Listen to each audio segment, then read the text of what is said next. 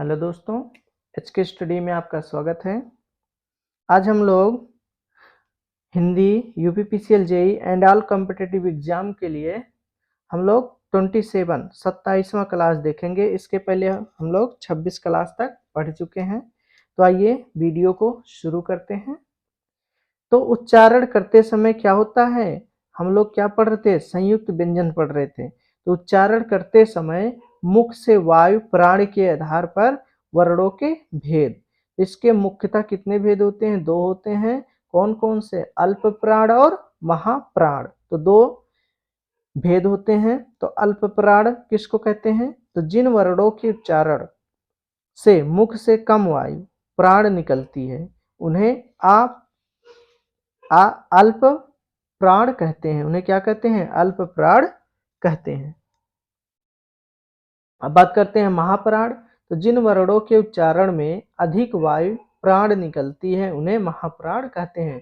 तो सीधी सी बात है, जिसमें कम मुख से कम वायु निकले वो क्या है? अल्प प्राण है। जिसमें मुख से अधिक वायु निकले वो महाप्राण है। तो अब बात करते हैं कि या अलावा सा, इसमें 1 3 5, तो इसमें क्या है आपका का गा ञ, इसमें और ये ञ क्या है, ये सभी क्या है? स्वर हैं। अब बात करते हैं, ये आपको हमने पिछली क्लास में बता दिया था कि ये का वर्ग है, ये चा वर्ग है, ये टा वर्ग है, ये ता वर्ग है, ये पा वर्ग है। ये आप लोगों को हमने बता दिया था। अब बात करते हैं आगे कि वर्णों के कंपन के आधार पर वर्णों के भेद, मतलब वर्णों के कंपन के आधार पर वर्णों के भेद कितने हैं? तो इसके दो भेद होते हैं। कौन कौन से? अघोष और सघोष या घोष जिसको बोलते हैं। तो अब बात करते हैं अघोष क्या होता है। तो जिन वर्णों के उच्चारण में या स्वर तंत्रियों में कोई कंपन नहीं होता है उन्हें अघोष कहते हैं। मतलब जिनमें कोई कंपन, स्वर तंत्रियों में कोई कंपन ना हो उन्हें क्या कहते हैं? अघोष कहते हैं। जैसे सा सा सा, कोई कंपन नहीं हो रहा है। जैसे का चा टा ता पा, खा छा ठा और था पा। अब बात करते हैं सघोष या घोष की। इसमें जैसे आ गया आपका गा घा, इसमें कंपन हो रहा है। ञ जा झा अड़ा जा झा डा ढ़ा ञ दा धा ड़ा वा भा मा।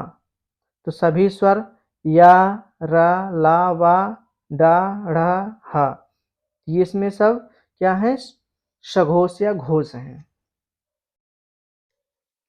ये आ इ उ री ए ऐ ओ औ, ये आपके क्या है? स्वर हैं 11।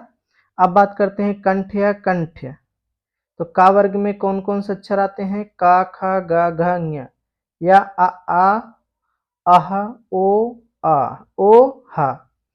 अब तालु या तालब में कौन कौन से अक्षर आते हैं? चा वर्ग के आते हैं। तालु या तालब में चा छा जा झा ञ, ई या सा। और मूर्धा या मूर्धन्य में कौन से आते हैं? टा वर्ग के। इसमें टा ठा डा ढा अड़ा या री रा सा। अब बात करते हैं दंत या दंत्य। तो ता वर्ग के आते हैं, जो दांत पे मतलब जीभ आपकी लड़ती है।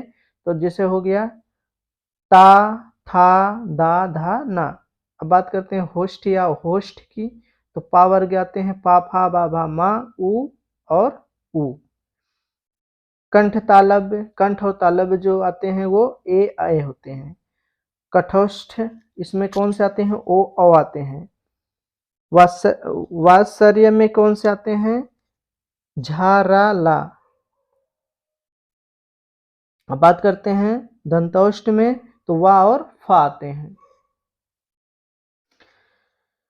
अब हम लोग देखेंगे कि हिंदी वर्णमाला में स्वरों की कुल संख्या कितनी है? कितनी है? 11 है। स्वरों की संख्या पूछा है तो 11 कुल कितना है? 11 है, लेकिन उसमें 2 अयोगवा है तो 13 हो गया। और फिर हिंदी में मूलतः वर्णों की संख्या कितनी है? 52 है। तो वर्णों की संख्या कितनी है? 52 है।